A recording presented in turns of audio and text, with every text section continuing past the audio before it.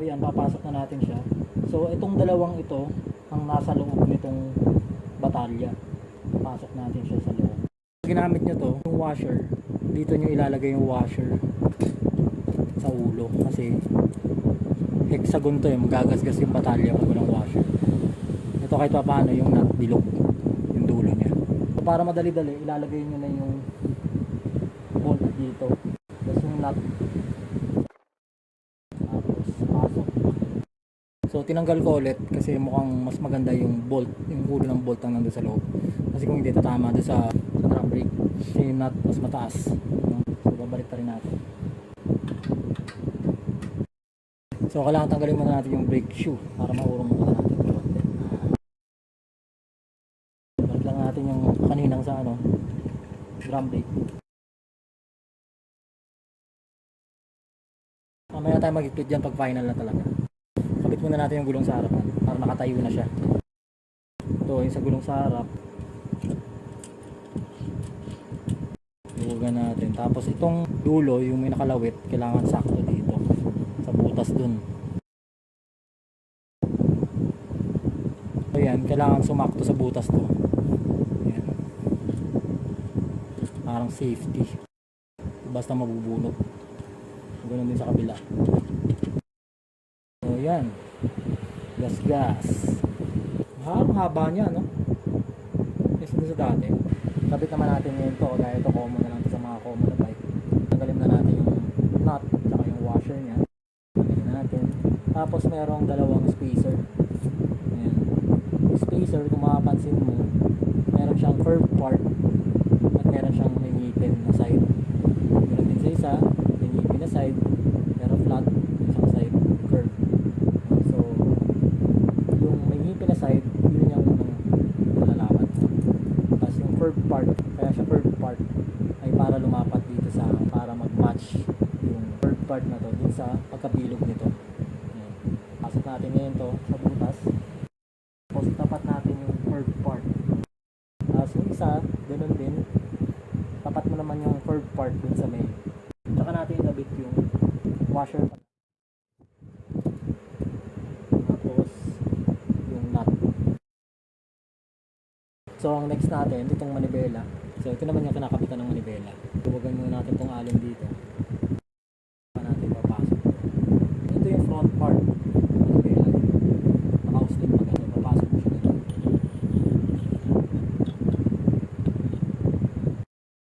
Tapos kailangan gitna mo siya. Yung may mga ngipin yung manibela. Gitna mo lang. Pwede pa natin i-adjust yan mamaya sa kung ano yung comfortable na position niya. Ang next is ipapasok na natin siya dito. So, kailangan luwagan naman natin ngayon itong alin dito. Tapos may plastic cover dito. Tatanggalin na natin itong hindi na kailangan. Ito yung upuan niya, buti na lang malaki-laki. Tapos may spring. So ito yung seat post. No? Pag kinabit natin to, yung mas maliit na dulo, yun yung papunta sa upuan. Tapos ipasok na natin siya dito. Again, i-adjust natin to kung saan tayo komportable. Holding nut niya. Next natin is yung pedal. Kitan lang to ng open range na sasakto dito sa slot kabilaan. Kabilang side. So next natin is ito. Ito dito ako nagtagal eh. Iniisip ko kung para saan ito. Siguro hindi lang ako mahilig kasi sa bike kaya hindi ako familiar sa mga ganitong updated na parts, no? Kasi pag ginagana mo pa, ganun lang yung tunog. Yung pala busina siya, no? Siyempre pag hawak mo to, hindi nga naman magbe-bell. Pag hinahawakan mo ganun. Pero pag ginanyan mo, di ba? Tunog busina. So pag inikot mo to kasi, dapat wag mo hawakan yung bakal na itim. Diba? Ikutin mo lang siya habang nagbabike. Yun na yung pinakabusina. So next natin kakabit is itong sa preno, no? So ito, luluwagan natin ng Allen wrench, no? Ang luluwagan nyo dito, ito lang, hindi itong isa. Pamay-balik. Ngayon natin ipasok itong bell ng busina. Yung makinis na side, yung papasok doon. Kasi dapat din natin mahawakan yan, or else hindi siya tutunog. Tapos ngayon, yung manibela, itong grip shape ng fingers dapat para. Ngayon, kakapain mo dito. So, nandito pa yung bakal. Kulang pa tayo sa urong. Urong lang natin to pa.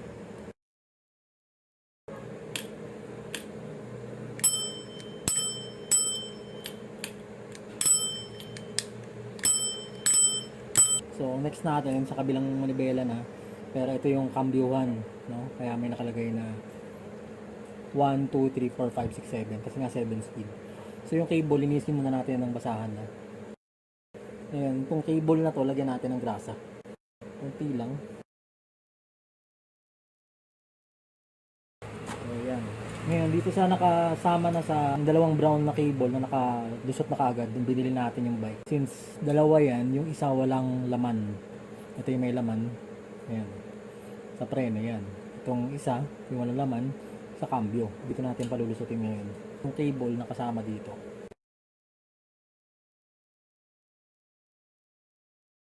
Ayan. Ganyan yan. Nakapasok sa butas. No?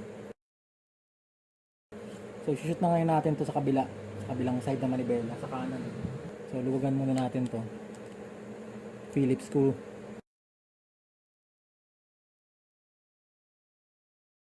Ngayon, itong isang cable na pang preno na nakaruta dito sa batalya. Ito yung para sa preno sa likod. So bubunutin muna natin yung cable. Lagyan din natin ng grasa. Tapos palulusutin natin dito. Doon sa butas. Ngayon, pag napalusot na sa butas, i-shoot naman natin siya dito. So, kailangan tulak mo tong pinaka-arm ng preno. Yan. Pagka-shoot ng ganyan, pwede mo na ilayan yung cable. Yan. Tapos, shoot mo na siya dito. Balik sa butas niya. So, ikabit naman natin ngayon yung cable ng preno para dito sa harapang preno. Since di siya nakaruta doon sa batalya, nakahiwalay lang siya sa nakabox lang siya. So again, grasahan natin to. So ngayon, ganun din kagaya na sa kabila.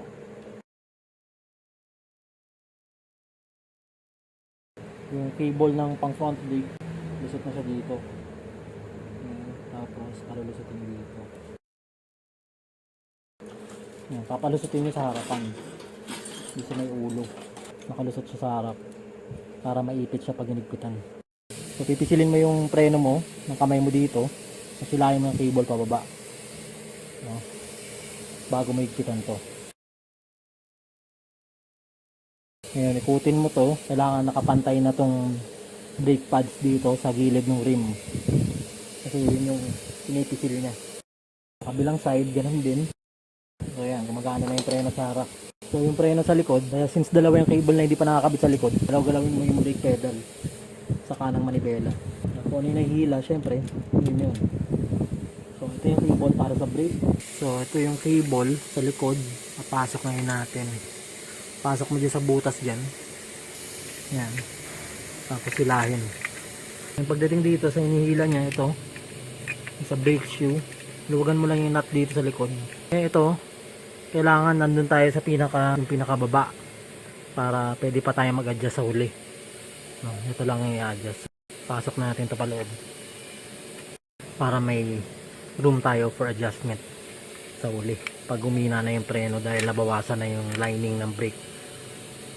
So bago natin ipasok yung kable dito, itong spring na to kailangan ikabit natin sa loob dito.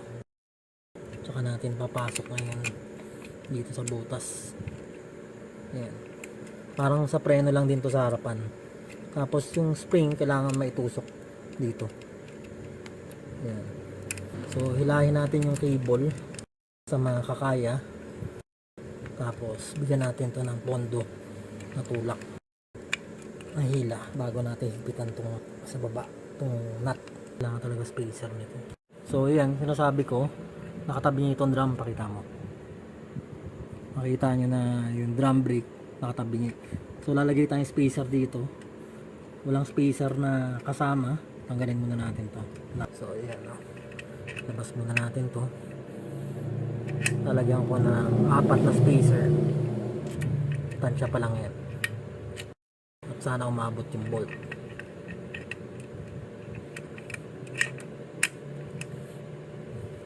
maliit na lang. Sana may, pero yan pantay na, no? Yan, o kulang pa. Kulang pa. Pero at least malapit na.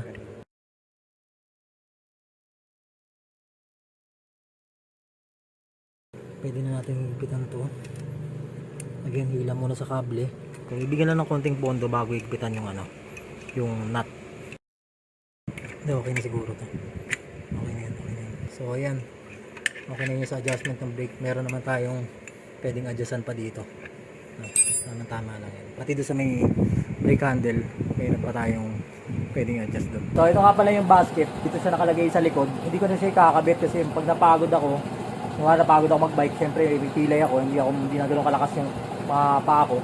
Gusto ko meron ako maupuan na komportable ako at makakapahinga talaga. Hindi ako makakapahinga pag dito sigurado. Hindi komportable yung upuan nito. Madaling makapagod yung ganito klaseng upuan. Hindi ko na ikakabit to, pero pag kakabit niya yan, ito lang yung mga kasama na hardware niya, yung washer dito sa ibabaw ng basket. Kasi malalaki yung mga butas eh. Wala talaga siyang nakadesign na mga 4 na butas para kung saan susuot yung bolt and nut. So kaya meron siyang kasama na washer. Kasi ito yung bolt and nut na kasama, 4 na bolt and nut para mag-bolt dito sa yun. So dito yung tutornilyoan niya, yung mga butas na yan, no? So pwede ko magamit to doon sa ikakabit kong upuan. So kung sakaling kakabit niya yung basket, ganyan lang sa ibabaw, no? Tapos yung nut sa ilalim. So next na ikakabit natin ngayon dito, yung pinakatapalodo dito sa gulong. Unahin natin yung sa likod, pauli natin sa harap. So ito yung kasama, 3, di ba? So yung mas maliit, ito, titingnan nyo, yan.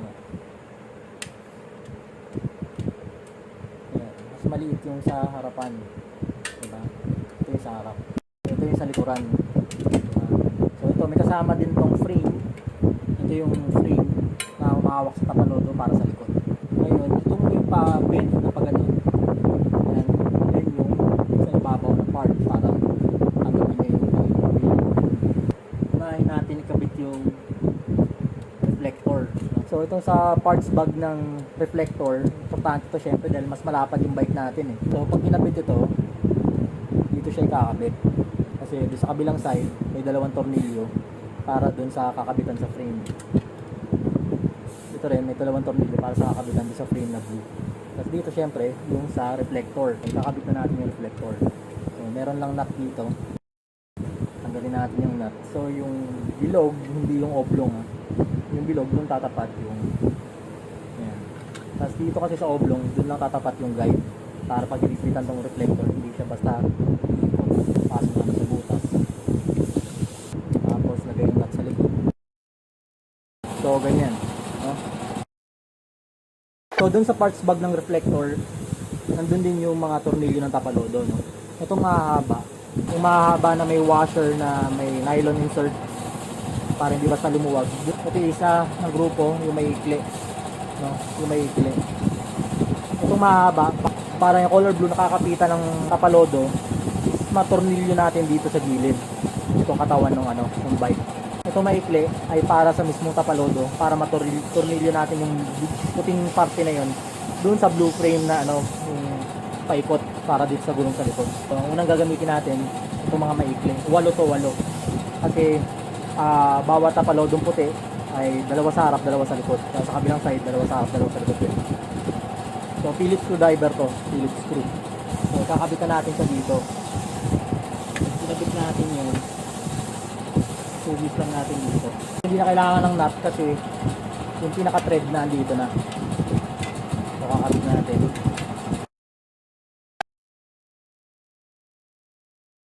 Yung flat side, yan yung nagtutornilyo dun sa katawan ng bike, no? Kaya pag kinabit niya yung tapalodo, kabilaan. Ayan. Ito yung flat side. Yung flat side ng isa, pag kinabit mo, ganyan. Ayan. So parehas dapat yung taillight nasa likod, yung reflector. Ngayon dito nakatornilyo yun. May 3 siyang butas. Yung 2 butas lang kabilaan ang papasukan niya, yung gitna hindi. Ito yung sinasabi kong mga tornilyo niya kanina, 4 na pirasong bolt, 4 na pirasong nut. So papasok lang natin siya dito.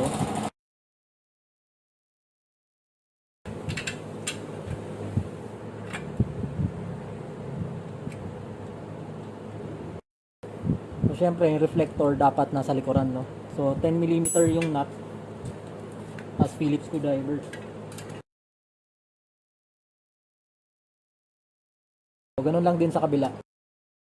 So dito naman tayo sa tapalodo sa harap. Yung tab na to kailangan iakyat natin. Ayan. Tapos ito sa nag-iisang bag, sa parts bag na ito, sila lang ang magkakasama. Ayan, dalawang screw, dalawang nut, at isang hardware na ano, yung parang iniipit na bakal. Dito siya sa tapalodo na ito. Ngayon, sa dalawang bracket na ito, diba? Ito yung sa basket, ito yung sa tapalodo, itong pabilog. Kailangan tanggalin ulit natin yung nut ng gulong. So ito kailangan nandito pa rin to.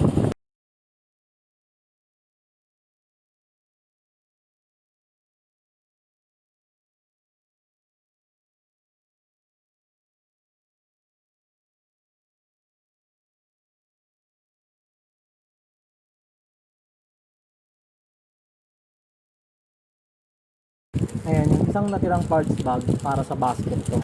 So ito yung bisagra ng basket na malaki sa likod. So sa loob ng bag na yun, may isa pang bag para dito yun sa basket dito sa harapan. So sa loob ng bag na to, meron tayong tatlong bakal. Tapos meron tayong, so sa loob ng bag na yun, meron tayong 4 na screw at 2 nut.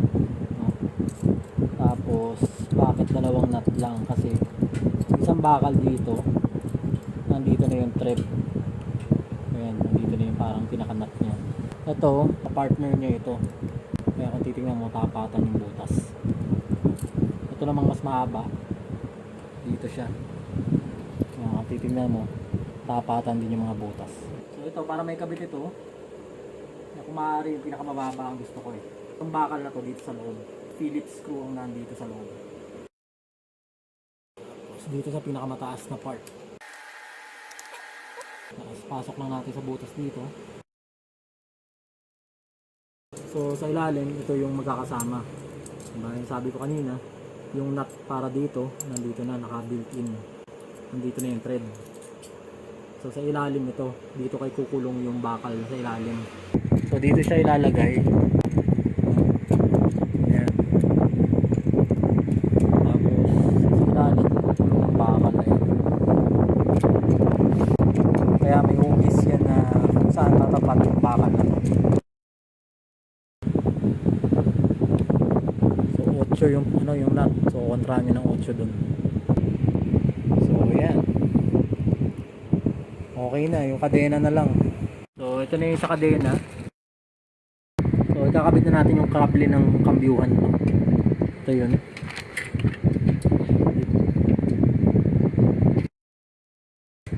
So yan, palulusutin nyo dito yung kable. Tapos iikot siya dito. Ayan, pasok nyo dun. So dyan ipapasok yung dulo ng cable, no? Ganito ang paila. So ito ang release, so yan. So kakabit na natin yung kadena na hindi na tinatanggal to, panulusutin na lang natin dito. So palusutin to sa pula. Tapos sa ilalim nun, yung itim naman. Tapos sa ilalim ng sprocket. Saan ba tayo? So yan, dito na yung dugtungan. Wala kaming tools para sa ganito eh. So kailangan may posisyon yung pin ng tama, ng sakto.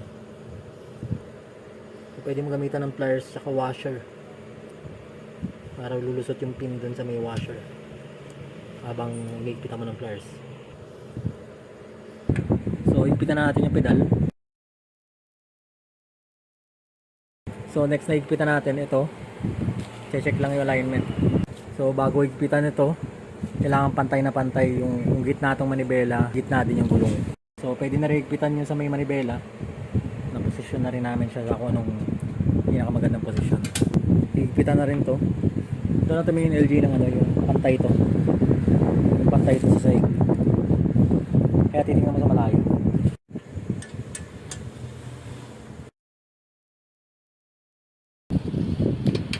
So pwede na rin natin higpitan to, itong apat na bolt na nagko-connect nito papunta dito. Yung sa harap,